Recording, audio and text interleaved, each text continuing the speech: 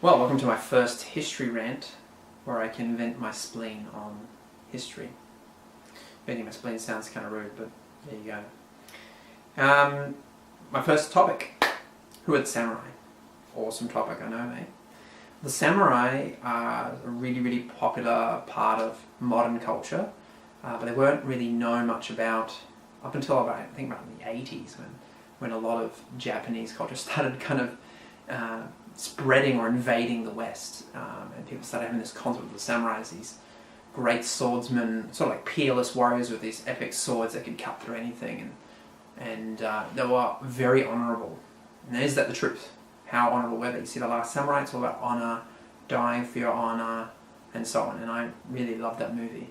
But it doesn't necessarily capture the full historical significance of the samurai, exactly what they were really like.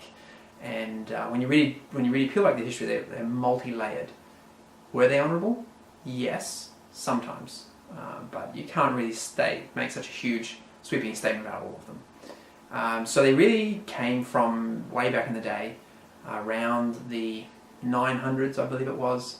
It's when they were first really known, late 800s, 900s, somewhere in that period, where they were first really known as the samurai, and they were considered a lower class than the nobles. They were a pretty low class, and they were kind of considered to be, well, servants, really, like thuggish to some degree, servants. Samurai means to serve, so they're kind of attendants, people who wait upon somebody else, people who serve somebody else, and it ended up becoming like a much more general term for what they call bushi, which is warrior, B-U-S-H-I. So bushi is warrior, samurai is a warrior class, and they kind of became much the same thing in many ways. So they really evolved when Japan was fighting against the Emishi in the north of the main island of Honshu. Now the Emishi were Polynesian. They were like similar to the Hawaiians, similar to the Polynesian people of Taiwan, similar to the Maori in fact. Interesting point here, the Maori and the Japanese have some words that are exactly the same, and their language even sounds fairly similar. A lot of vowels, long words, it's really quite interesting. And if you ever look at the Japanese people, particularly from certain regions, a lot of them are quite dark-skinned and clearly have some of the Polynesian DNA still in them. And this is because in the north of the island, as they slowly pushed them out, they actually settled with them much more than exterminated them. There were a number of wars. Now one of the things was about these guys, the Emishi, who were kind of considered hairy barbarians by the Japanese of the time. They were pretty damn effective. They were outnumbered by the Japanese armies that were sent through by the emperor, and those armies were conscript armies and were done in the Chinese style.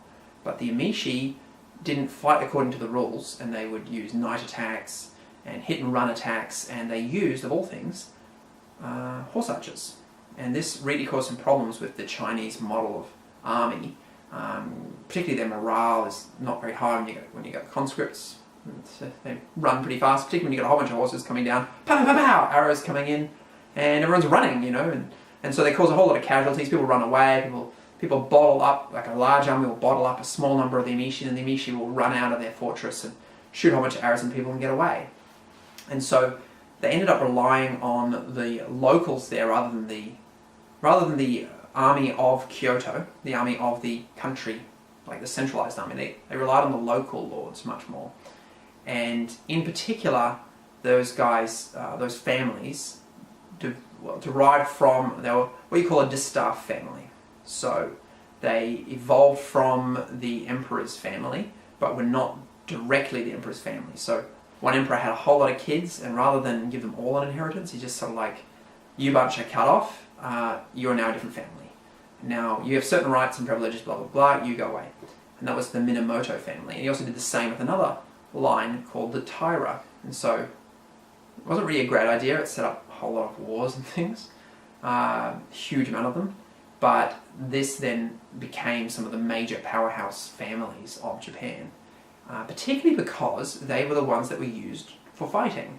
And if you end up setting somebody up being the warrior class, like you lot are the army, and you do what we say, hopefully, but we don't really control you with our people. that army is probably going to come back and say eventually, tell you what, we don't like what you're doing, we're going to take over. And that's really what they did.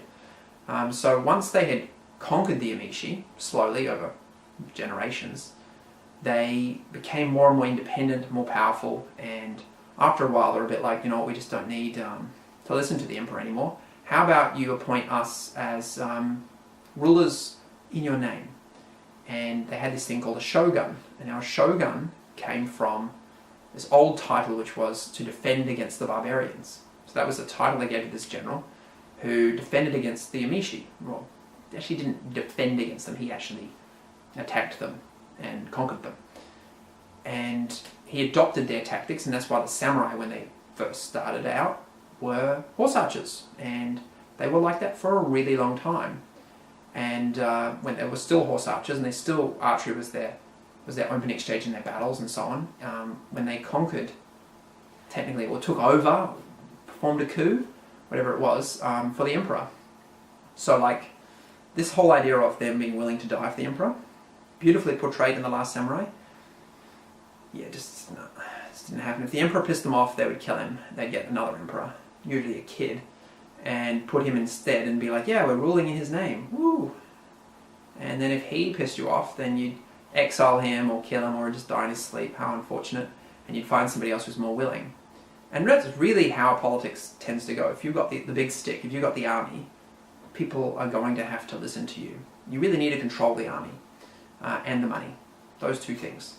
And it was those things that the samurai ended up controlling the most. So they were out in the provinces, they were further away from the capital, they had much more autonomy over their own regions, they were rich, and they had loads of troops. And then they started to fight amongst each other. And once they fought amongst each other enough, they ended up being like, hey look, kind of control everything here, I think I'll be the boss. And it was like that for a long time. And the first shogun, I think his name was Minamoto no Yoritomo, what a name. So his actual name was Yoritomo, but his family name was Minamoto. And he was a real devious dude. He really devious. Many videos should be devoted to this guy and to his family and all the rest. His brother won in most of the battles against the other clan, the Taira. And after they had defeated all the Taira, thanks to Minamoto's brother, Yoritomo's brother, Yoritomo was like, thanks dude, now I kill you. And he basically had him hunted down and killed. And that was his thanks to his little brother. It sucked to be him. So like this sense of honor, it did happen, it was there, it was definitely there, but it wasn't always the case. And particularly with the larger names, if you were a big lord, it seemed like the larger, more important you were, the less honor mattered to you, which is really interesting. There's so many incidences of samurai lords, the daimyo, or the different... Daimyo was one type of lord, particularly during the later samurai period, the medieval period. They really didn't have much honor amongst each other. Like, you know, they're a lord and they're serving another big lord, and then that big lord starts to have trouble, and they're like, oh, you know what? I think I'll turn against you and kill you. Yeah, thumbs up. Now that other guy that's attacking you, let's be friends. Woo! And it really would go like that. Or, you know, you're one dude, you're a lord, and there's another dude who you think is not running things very well. Well, why don't you just assassinate him and be the lord in his place? And so that's kind of how it went. There was definitely a thing about death being really the way of the warrior, and the way of seppuku, what they call it. So it's cutting belly, literally. So you would get a knife and you drive it in through one side and you just cut over the other side, and then you rip up this way and then cut your throat. And in fact, I think there might have been a fourth cut involved. So it was an old practice, and it was originally from like a fair distance, like the guys way out of the capital started to do it. And then it started to become like everybody did it. And the real reason they did it is, people believe, is really that it stops you from being captured, but it's an honor way to go because it's so bloody painful. It's really considered about the most painful way you can go. It's not fast, but it stops you from being dishonored. Nobody gets to kill you and take your head and say, yeah, I killed him, I took his head. You've already killed yourself, so they don't get that. And also they don't get to capture you and torture you brutally or dishonor you in other ways. So that's good there. And the whole idea of being captured was like, whoa, no way, not a chance. Totally dishonored, not going to happen. So they way prefer to kill themselves. And funny enough, like sometimes they would kill themselves when they didn't have to necessarily. Like some guys would retreat to a castle and have only like 5 guys left and still somehow trick their enemy into believing they had more men and survive. But most of the samurai would be like, oh, we're stuffed, and just kill themselves. So, you know, it became their out, their option for escape. And sometimes there's not much you can do to somebody who's going to kill himself, you know. But the thing is that a lord could also tell them to kill themselves. So your lord, you've done something to piss him off, he just goes, kill yourself immediately, commit seppuku. And then you've got no choice, you must kill yourself. And if you don't do it, he'll probably kill your entire family. So you better go and kill yourself. A little bit more extreme than what used to happen in European nobility and European courts. They used to execute people, but they didn't usually have you kill yourself. You know, that was just a little bit more extreme.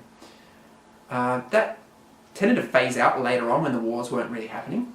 But even so, it still was prevalent right up until around 1880 or so. Even beyond that, people used to sometimes kill themselves out of protest. So a very big part of Japanese culture and the samurai culture. The other thing is that it gave your junior an excuse to kill you. So that sounds strange, but what if somebody's besieging your castle and you've got no way out and you're going to die? And so you tell your junior, well, you better cut my head off then because I don't want to be captured. Fairly extreme, I know, but I mean, hell, you got no other choice here, right? That's how they're viewing it. And your junior's like, no, I can't kill you, you're my lord.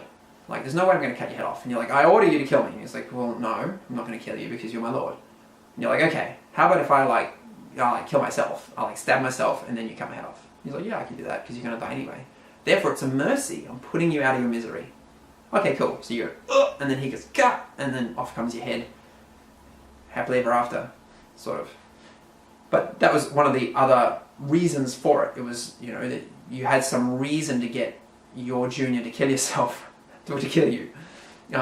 Seppuku by itself, just killing yourself, that was slow and really painful. You don't want to do it by yourself.